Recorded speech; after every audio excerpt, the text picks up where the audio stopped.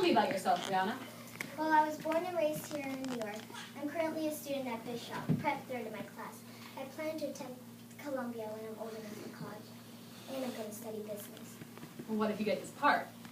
Well, I would have a long talk with my parents. See, they're totally supportive about my singing as a hobby, but girls with my upbringing are not supposed to become actresses.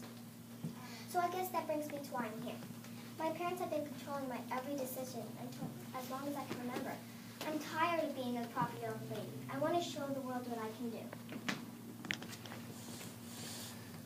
do.